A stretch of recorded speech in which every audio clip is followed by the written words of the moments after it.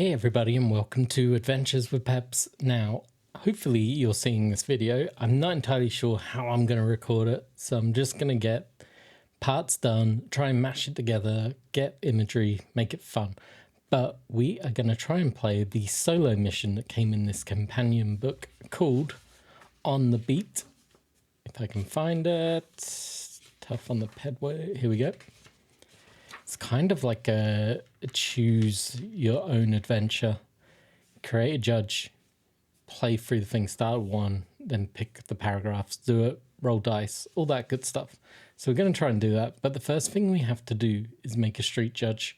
So we are going to start off with that. And I'm going to make sure that I use this statistically speaking update, which was a nice little FAQ. And it just means your strength is a bit better. It's a D3 starting at 2.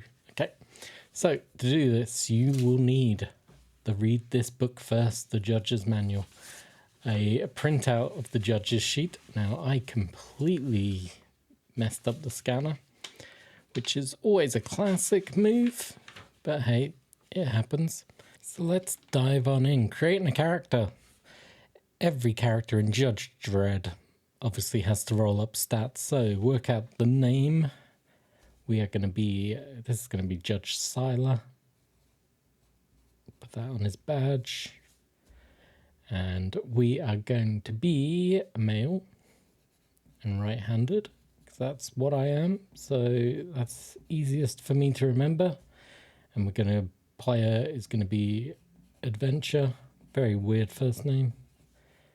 Siler, my old gaming name. Right, strength. So as discussed, you need a few dice. D6 classic, a D12 less common. I got a couple of D12s, got a couple of D6s. These are not normal D6s, they are aliens. So there's a face hugger on the 1, and then a 6 is a weird crit symbol. A couple of D10s. And the weird D4, where you read the top point. This actually isn't going to get used because they changed the rules. You would use this for strength, but strength is now a D3. So 1, 2, strength 2, 3, 4, strength 3, 5, 6. Strength 4. I got a 1. Great start. So I am not very strong. Strength 2. So that may make me slightly more psychic than I probably want to be. Ooh. Anyway, that sucks.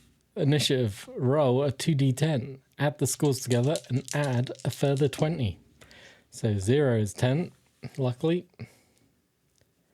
So that's 33. That's great initiative. Presently 33. Combat skill. 10 plus 20 is 30. Chances of me getting anything like a 40 are probably low. But 18, geez. That was a 0. We all saw that, right? We all saw that. 38. That's impressive. I'm very good at driving. The one thing I can't do in real life. Technical skill. A 10. Wow, I'm rolling pretty damn well. Street skill. 11. Look at that. 31. I got pretty good stats apart from my strength. Med skill. Whoa, 8. 15. 15. Yes, I can count. Size skill. This one's a little bit different, I believe. Size skill 2d10. Okay, so because I got strength 2, I get an extra d6 to my size.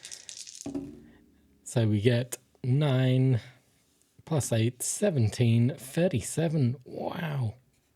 So close to being a side judge. So close. And that is it. So special abilities, I got none. No special abilities. You had to roll a double 0 on those dice for that to happen. Equipment, I got my helmet, I got radio, microphone, a respirator, padding, a gloves, boot, utility belt, which should all be here, as you can see, a lie detector, a bleeper, handcuffs, hand radio, medipack, pollution meter, and of course the lawgiver.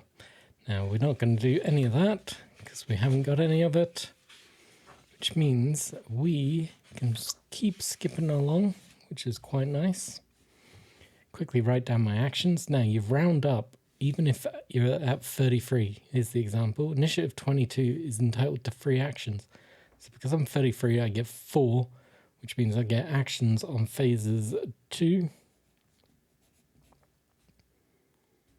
4, 6, and 8. That's easy. And there we go. That's it. We have completed the first section.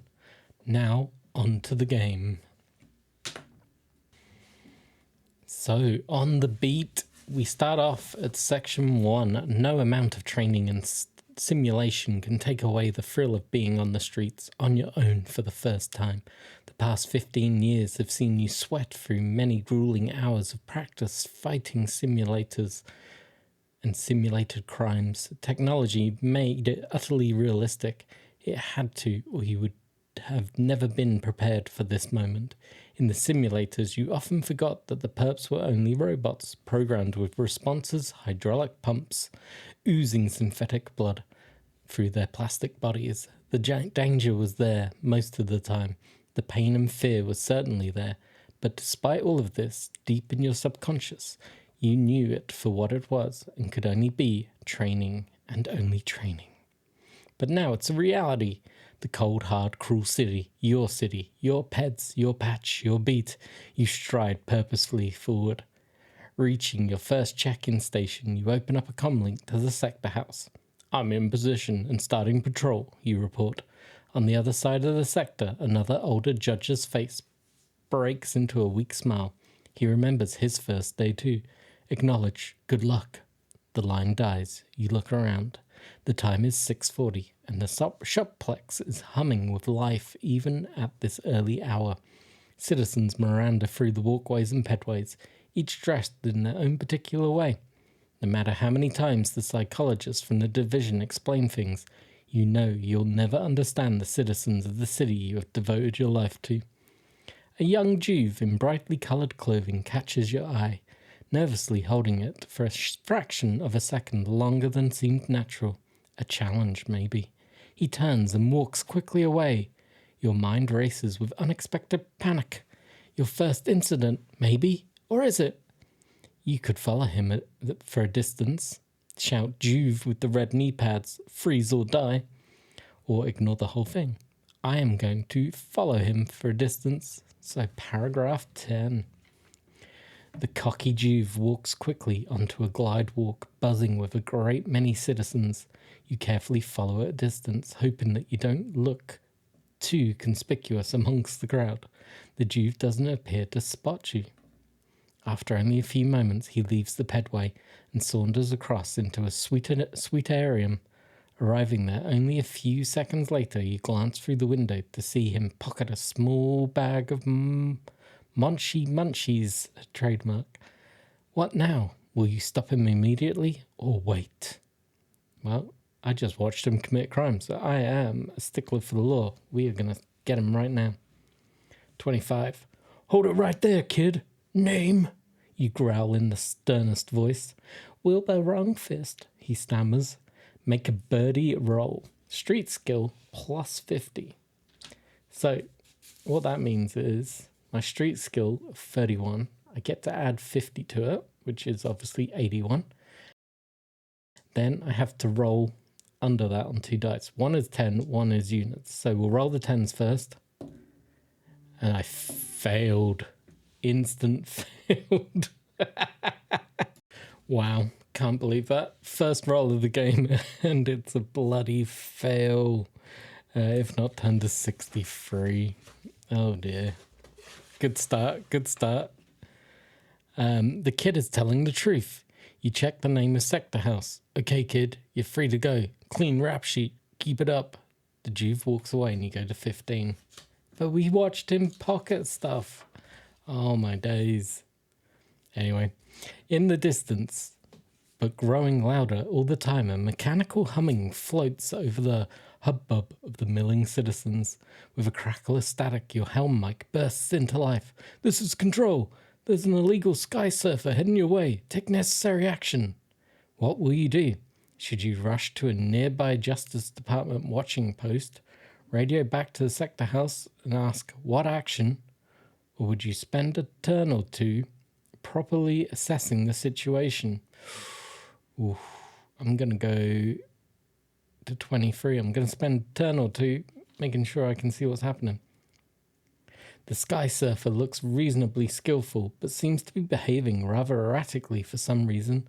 She is moving at some speed, and you know just what that high-octane fuel that these boards run on can do in a collision. You should try to take it out with a well-placed shot, relying on the board's auto sensors to stop it and keep it hovering in place. Alternatively, you could intercept her from the ground level or order a pat wagon to catch her when she leaves the shopplex.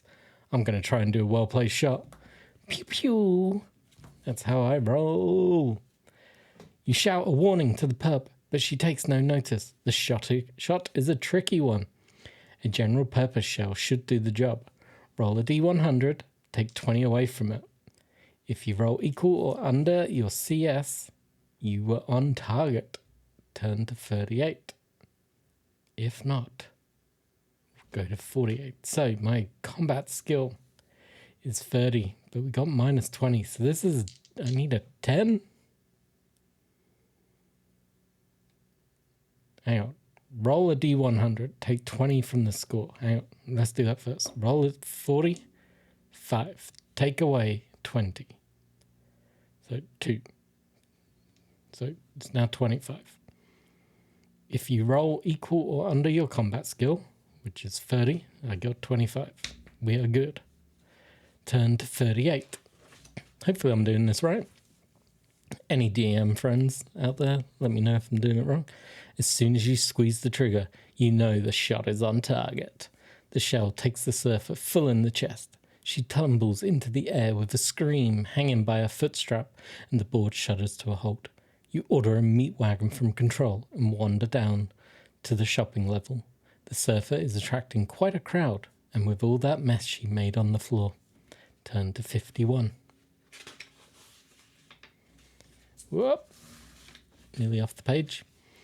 Reaching the ground floor, you clear away the crowds of admiring citizens from around the surfer's body. Your shot drilled a neat hole in the center of her back, but left less carefully. Blood, dark and thick, oozes out, dribbling down her chest over her face to drip on the floor several meters below. Somebody has already walked through the sticky puddle. Footprints lead into the crowd. You reach up and pull the surfer to the ground. She clutches at you, lifts a finger in a defiant gesture, stiffens and dies. You order a meat wagon. When it arrives, you hand the situation over to them and resume your patrol. Oh, so I failed to arrest somebody that I saw stealing, and I killed a sky surfer. This is going well. You continue on your beat, striding through the streets with a purposeful air, taking in the scene around you. A few meters away, a second-hand knee pad stall is doing a roaring trade with a group of Jews on their way to school. You wonder whether you should take a nosy over and check his trader's license.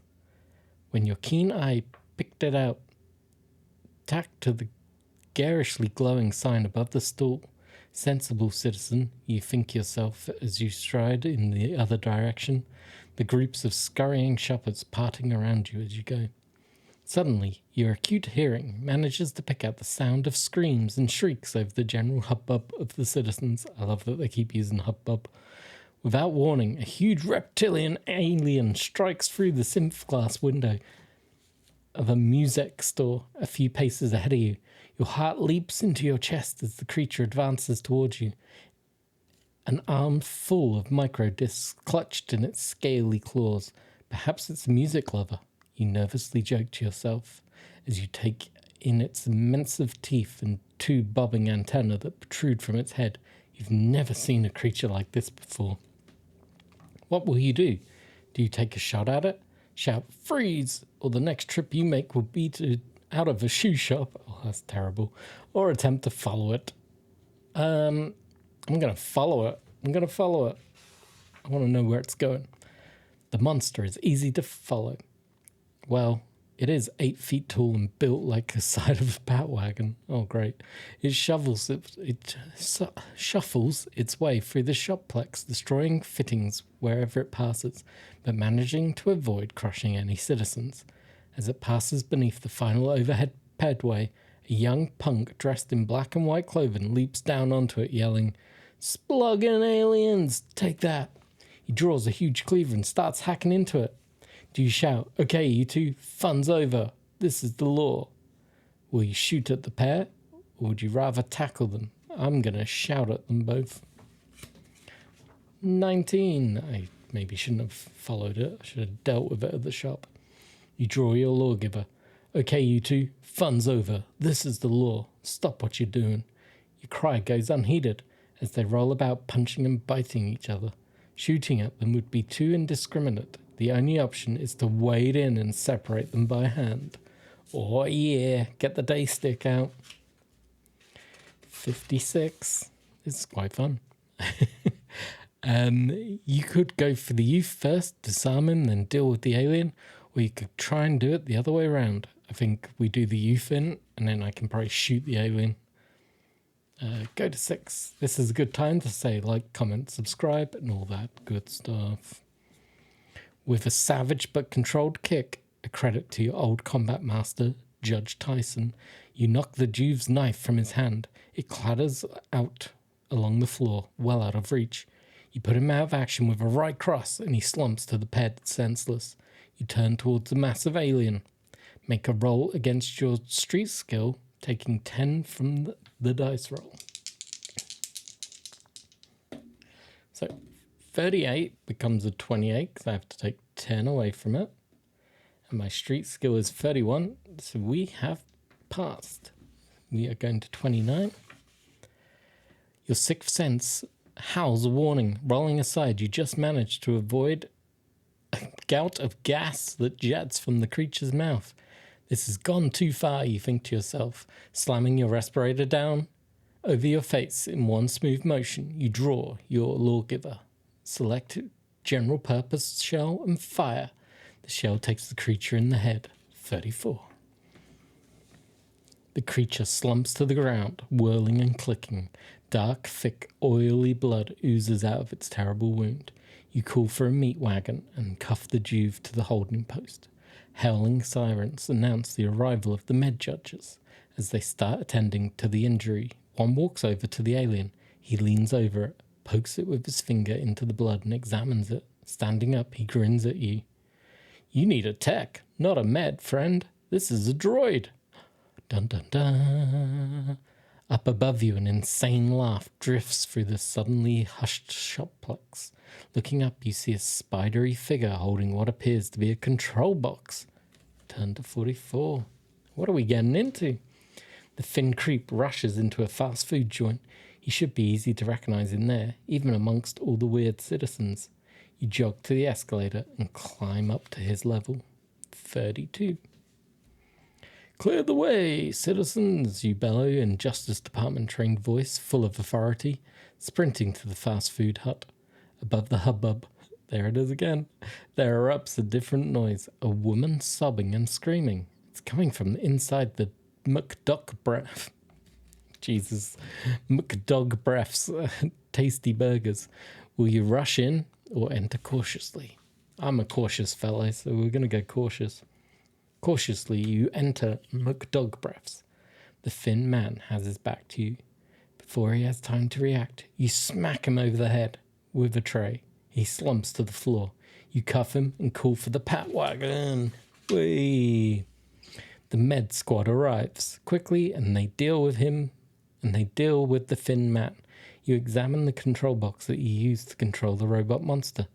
It was manufactured in the Fuji territories. There's an importer's address on the back. Someone has tried to file it off, but the tech boys should be able to find out what it says. You report into the sector house. Your first shift alone on the streets is over. Well done, Judge. Give yourself 15 experience points and prepare yourself for your next adventure.